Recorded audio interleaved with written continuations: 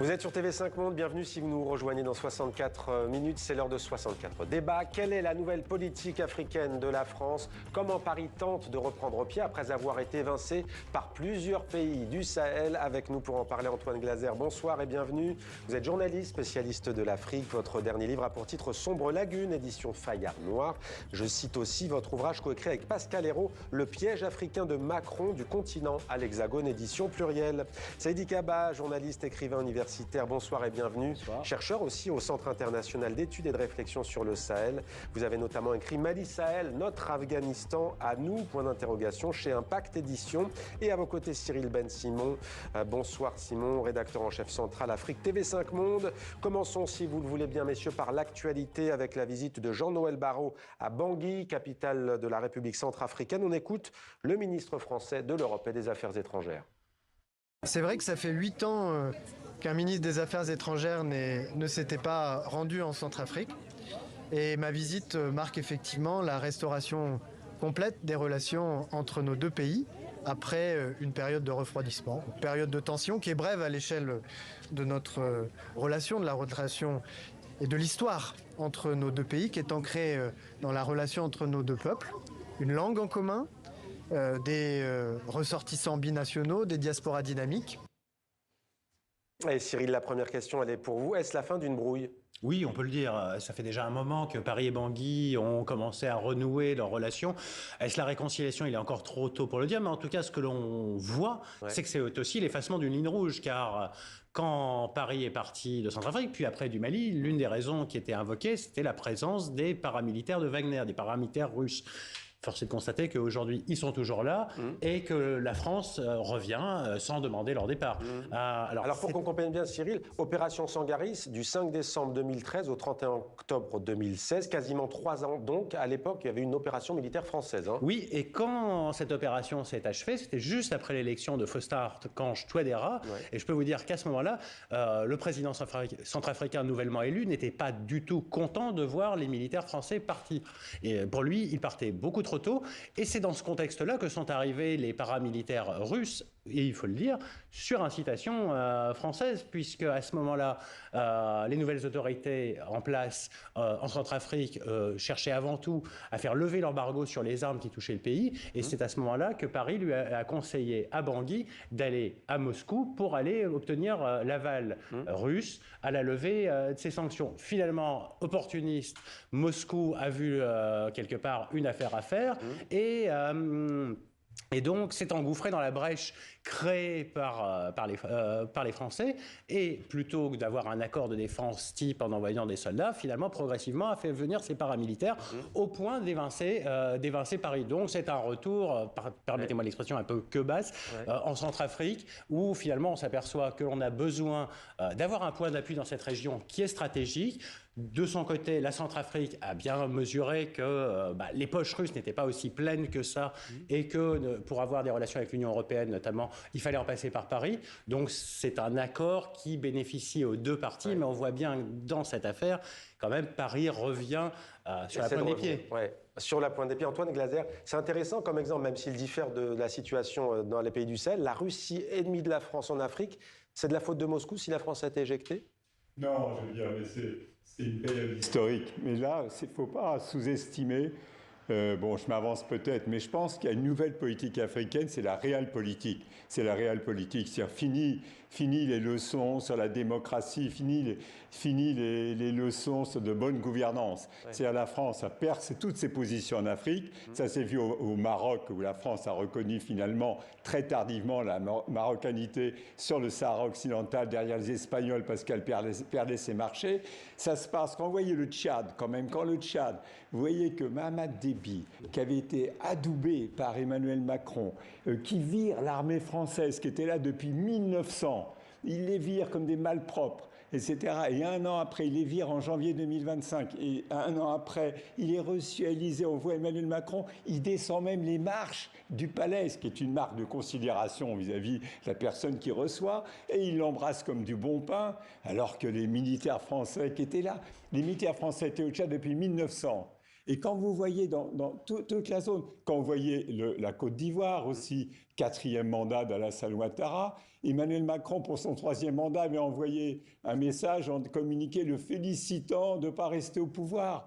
On rentre dans une réelle politique de la France en Afrique qui perdait ses positions, qui va faire son sommet franco-africain qui s'appelle Africa Forward en anglais, en fait au Kenya. Mais dans la réalité, dans cette ancienne zone où elle s'est fait virer, il y a un retour à une réelle politique. Ça veut dire, comme elle perdait toutes ses positions, effectivement, pas simplement le Centrafrique, le Tchad et l'ensemble de la zone. Sauf l'AES.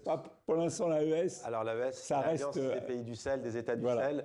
Réelle politique, c'est ça la nouvelle politique africaine de la France? Absolument. Ce qu'Antoine dit est d'autant plus exact, c'est que la politique africaine de la France aujourd'hui n'a pas de grande visibilité. Il n'y a pas de grande orientation. C'est au coup par coup que les choses se décident. Quand le président Macron s'était déplacé en 2017 à Ouagadougou et avait dit « je vais définir maintenant la politique de la France », très vite on a senti qu'il n'y a aucune visibilité à ça. Le 24 février 2024 à l'Élysée, il avait redéfini les contours d'une nouvelle politique en disant que maintenant nous considérons qu'il n'y a plus de politique de position acquise pour la France nulle part, que la notion de précaré a disparu, nous allons nous battre, nous allons compétir avec les autres compétiteurs sur le continent.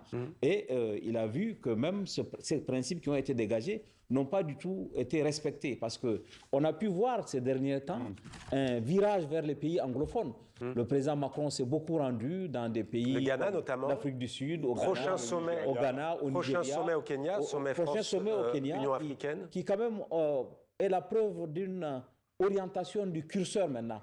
Le précaré a disparu, il y a des évolutions qui se sont imposées et les contextes ont changé. Je crois que la France a pris quand même un peu de temps à comprendre que le paradigme ancien ne fonctionne pas. Et pourtant, vous avez cité le discours de Ouagadougou. Cyril, je me tourne vers vous. Tellement de promesses de la part du président français. Je n'ai pas connu la colonisation, avait-il dit, en parlant de l'Algérie, mais pas seulement, en parlant des pays de la région. Mais avec son discours de Ouagadougou, est-ce qu'il n'a pas justement fait des promesses intenables ? Promesses intenables, je ne sais pas d'ailleurs quelles étaient vraiment les promesses qui étaient données à Ouagadougou. Celle de faire une nouvelle politique. En fait, j'ai l'impression que depuis 30 ans ou 40 ans, chaque président qui arrive à l'Élysée promet une nouvelle politique africaine. Finalement, on n'a jamais su exactement... En terminant avec la France-Afrique, entre guillemets. Et finalement, les intérêts, les relations, que ce soit économiques, militaires ou autres, finalement, prenaient le dessus.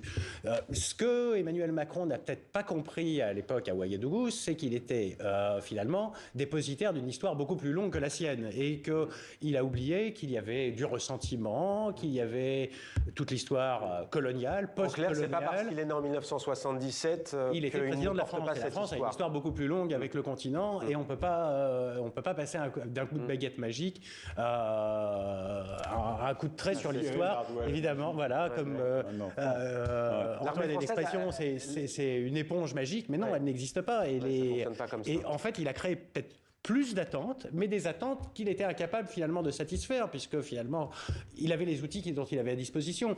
Et la politique française, elle s'est jouée essentiellement avec l'armée, pour une bonne part, avec un certain nombre d'entreprises, mais qui sont finalement assez limitées malgré tout, parce que c'est quelques grands groupes.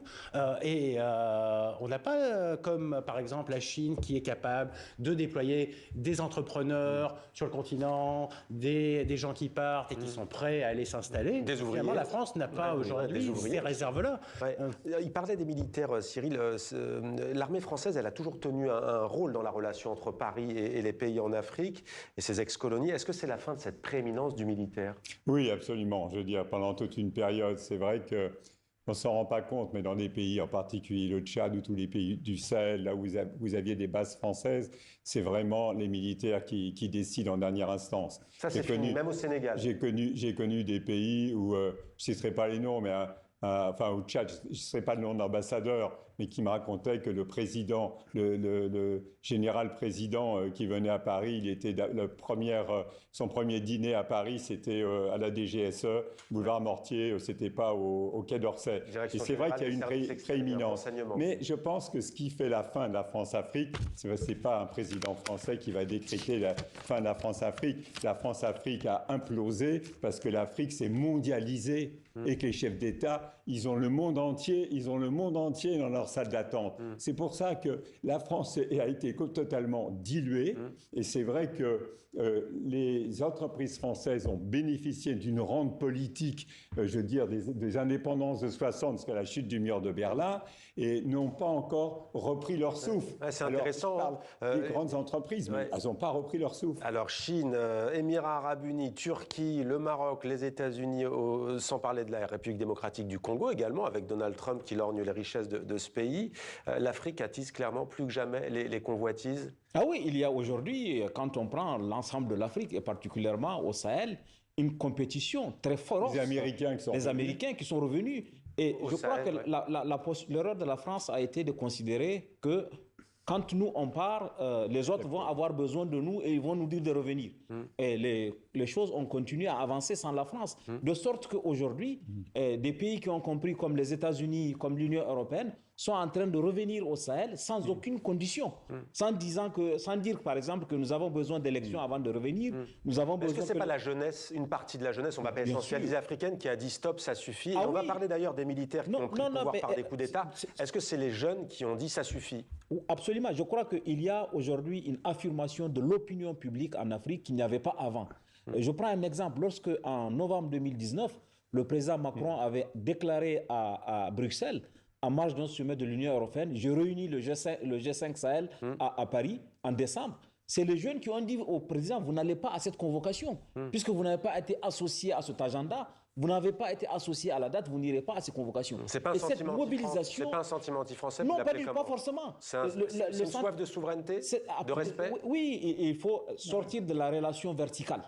Ce qui a été jusqu'ici la relation verticale entre la France et ses anciennes colonies ne peut plus marcher aujourd'hui parce qu'il y a une affirmation d'une partie de l'opinion et il y a aussi le fait que la compétition a amené d'autres compétiteurs et les gens se disent si la France part, il y aura d'autres qui seront là. On vivait un anachronisme historique. On était dans un anachronisme historique. Et là, la question, je pense que cette demande de respect est d'autant plus forte qu'aujourd'hui, les portes d'entrée vers l'Europe sont de plus en plus difficiles. Il est de plus en plus compliqué pour les Africains de venir en Europe, d'émigrer.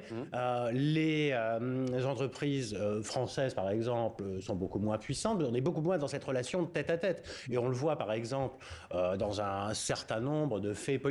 Par exemple, hier au Sénégal, il a été voté une loi qui demandait encore à être promulguée, condamnant ou réprimant plus fortement l'homosexualité. Je peux vous assurer que la réaction, par exemple, du Quai d'Orsay va être très mesurée.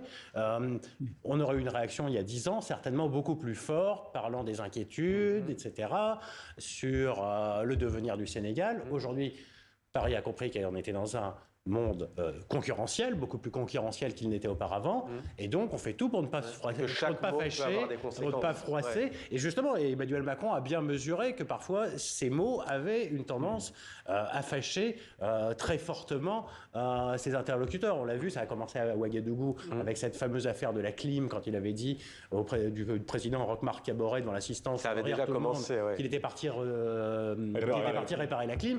Finalement, de son discours de Ouagas, il en est resté ça. Alors que le président était venu pour établir un petit peu un grand schéma de relations. C'est vrai que le décalage entre la parole et cette anecdote... Le reste a été ça.